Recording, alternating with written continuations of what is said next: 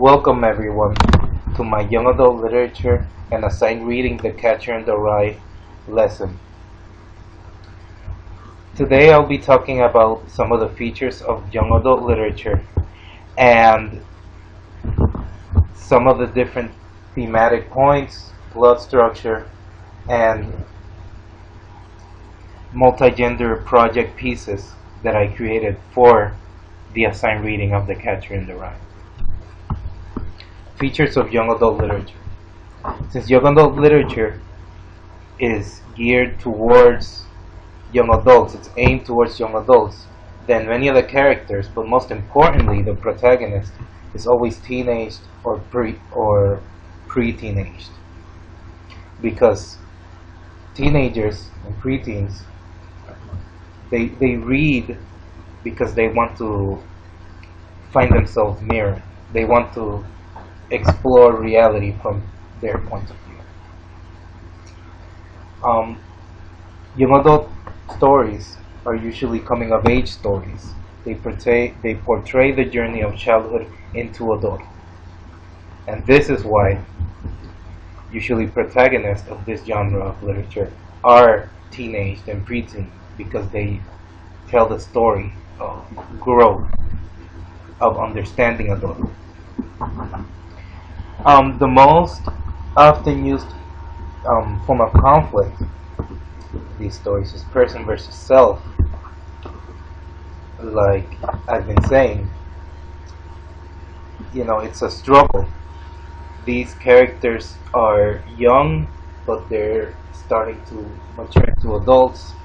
And even though other types of conflict are almost always used, the one central conflict is person versus self. The young adult literature also contains themes that appeal to teenagers, like first love, self-doubt, alienation, discovery of moral boundaries, etc. This genre of books contains artistic value and literary complex to the level of a lot of other forms of adult literature. And many adults actively read and seek out young adult literature. It's a very common, very famous, very used, very read category of books amongst many age groups. And it's also a constantly evolving and growing category. Usefulness in the classroom.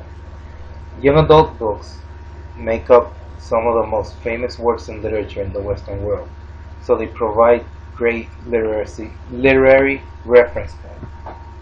Now, a lot of these characters, a lot of these situations, they're portrayed in popular culture, or they appear in popular culture, but usually they don't have the proper context. And what we see are vague icons. But since these books exist, we can see the complexity and the true message of these characters. And that's why it's important to teach these books, because they give reference to the world around us. And reference is what young adult readers need. They encourage reluctant readers with relatable characters, theme, and a wide spectrum of stories.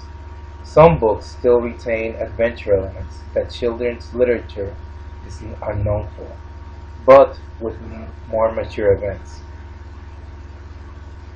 Now, some books that are more adventure books and fantasy-based books, like The Lord of the Rings or Bridge to Terabithia, they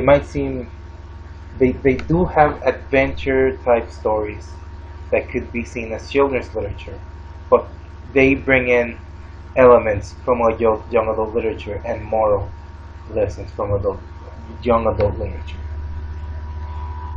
Now in the next video, I'll keep talking about the usefulness in the classroom and talk about my top 10 list of classic young adult literature.